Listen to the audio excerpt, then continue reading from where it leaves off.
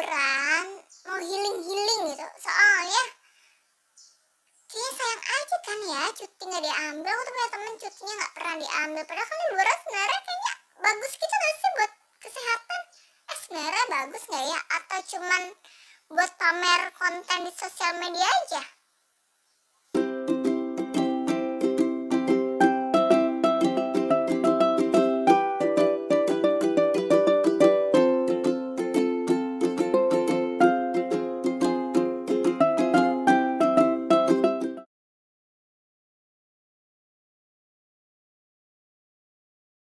Halo, jumpa lagi di Kamis Medis dengan saya Dr. Nadia. Kita akan bahas medis di hari Kamis. Nah, di hari Kamis ini saya yang lagi liburan mau bahas nih sebenarnya apa sih manfaat liburan untuk kesehatan. Nah, mudah-mudahan setelah nonton video ini teman-teman yang tadinya cutinya nggak pernah diambil ya kan, terus mulai nih mengerti sebenarnya manfaat liburan tuh untuk kesehatan ada apa enggak ya gitu.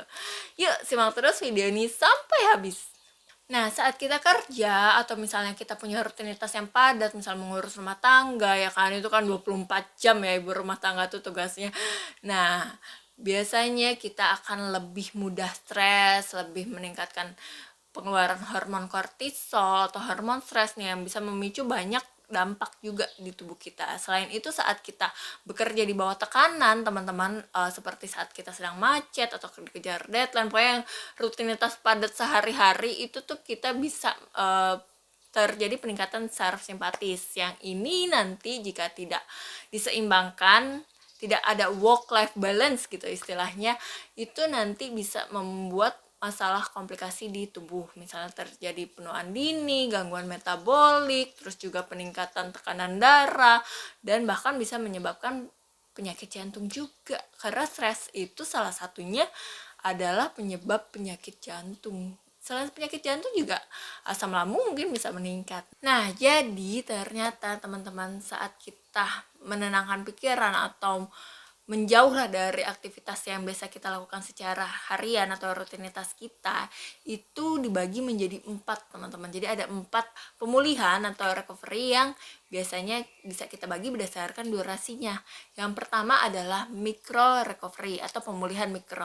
Nah, pemulihan mikro ini biasanya kayak cuman 1 atau 5 menit lah setelah kita melakukan tugas. Jadi kayak mungkin peregangan, atau ibu-ibu yang misalnya kayak melakukan aktivitas sebagai ibu rumah tangga ya kayak lihat sosial media dulu kali ya 5 menit gitu kan. Nah, itu disebut micro recovery. Selanjutnya adalah meso recovery teman-teman.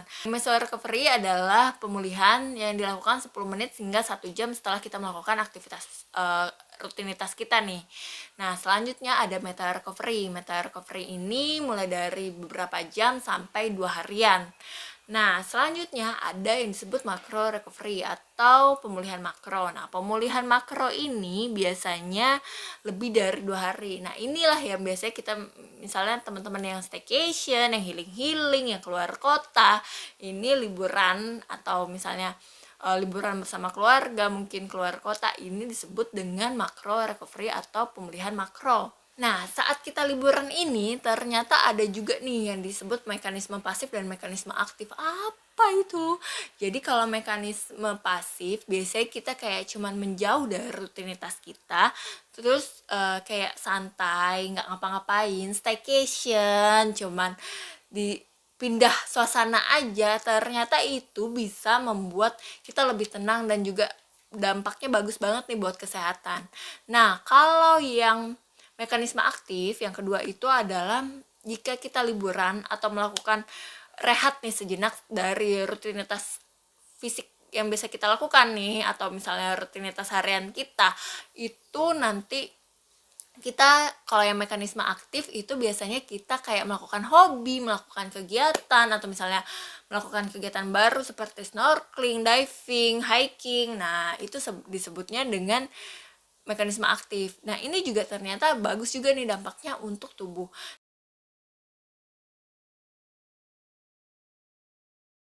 Kalau teman-teman ternyata mau liburan nih, itu ternyata ada efeknya teman-teman, efek sebelum liburan, saat liburan, sampai setelah liburan. Nah biasanya sih memang durasi liburan yang dilakukan itu setelah 2 minggu, tapi ternyata ada juga penelitian lain yang menyatakan kalau liburan singkat kayak cuma staycation 1 sampai 2 hari aja semalaman gitu ya, kita di hotel misalnya pun, atau kita nggak ngerjain deh aktivitas fisik yang biasa kita lakuin, misalnya ibu-ibu rumah tangga, oh sebentar ya saya nyalon dulu gitu sebentar cuma setengah jam, itu tuh ternyata ada juga dampaknya. Jadi saat kita liburan itu penelitian menyebutkan bahwa sebelum liburan itu ternyata kita juga sudah bersemangat teman-teman, sehingga nanti ini membuat hormon endorfin atau hormon rasa senang di tubuh kita tuh kayak lepas gitu, jadi kita merasa senang kayak oh bentar lagi nih 2 minggu lagi gue mau liburan gitu kan. Jadi udah ada rasa semangat nih dari kelelahan fisik, apalagi kelelahan kerjaan, macet gitu kan, Jakarta segala macam, ya udahlah gitu, kita mau liburan nih 2 minggu lagi. Nah itu namanya adalah efek dari si praliburannya itu. Nah ternyata saat kita liburan itu tuh banyak banget manfaatnya teman-teman. Kita bahas satu-satu ya. Yang pertama adalah mengurangi stres dan meredakan kecemasan. Nah ternyata stres ini nggak cuma stres fisik atau melakukan aktivitas fisik yang berat, yang terus-terusan gitu, sehingga membuat saraf simpatis di tubuh kita jadi bekerjanya lebih aktif. Ternyata stres itu juga bisa disebabkan stres atau kelelahan mental. Nah saat stres ini kita tuh sebetulnya nanti bisa memicu penyakit-penyakit di tubuh. Nah salah satunya adalah penyakit jantung, dan untuk menghindarinya adalah menurunkan atau mengurangi stresor. Jadi kayak ya udahlah kita istirahat dulu sejenak. Nah ini salah satunya itu dengan cara liburan teman-teman. Nah saat liburan ini kan hormon endorfin, hormon rasa senang itu tuh keluar ya, jadi kita juga dapat mengurangi rasa cemas nih, karena kita kayak udah aduh lagi nggak mikirin kerjaan deh, pokoknya liburan aja dulu sekarang. Nah seperti itu.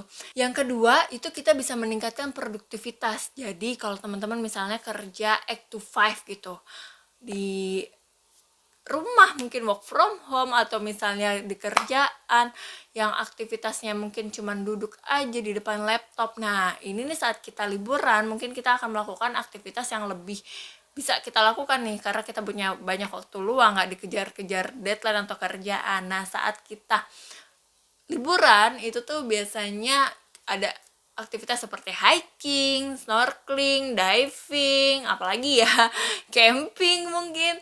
Nah itu tuh nanti teman-teman kayak aktivitas fisiknya jadi lebih banyak gitu. Nah ini akan meningkatkan produktivitas juga nih.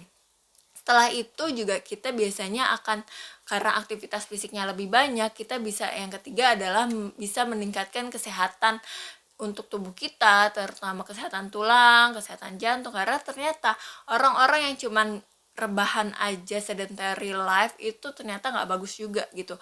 Untuk masa sekarang ototnya mungkin akan tidak kuat, dan juga tidak bagus juga untuk ke saat dia tua gitu. Karena ternyata orang-orang berdasarkan penelitian yang aktivitas fisiknya bagus, misalnya olahraga rutin itu selama 2-3 kali per minggu, dibandingkan yang tidak olahraga, saat dia menua itu nanti ototnya akan berbeda nih. Jadi yang biasanya olahraga rutin saat menua tuh dia nggak bakalan sakit-sakitan, kayak nggak capek-capek gitu, nggak gampang capek, nggak sarkopenia juga, atau misalnya ototnya jadi mengecil gitu, nggak kayak gitu. Jadi dia lebih banyak nih manfaat untuk kesehatannya. Ternyata setelah dilakukan penelitian, saat kita melakukan liburan itu kan kita melakukan aktivitas fisiknya.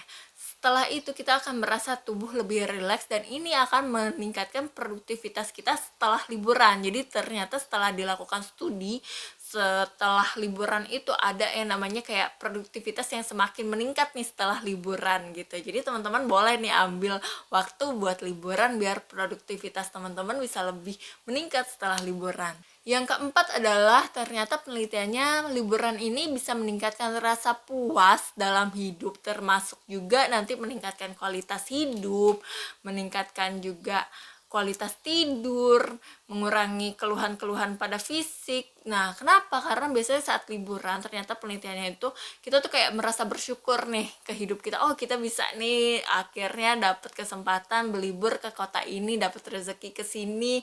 Akhirnya gitu bisa ngeliat pemandangan yang indah kayak gini, terus kayak bersyukur banget. Nah, setelah itu kita bisa juga nih jadi kualitas tidurnya lebih meningkat gitu, karena kan biasanya kalau stres itu dia bisa memicu kegangguan tidur ya teman-teman.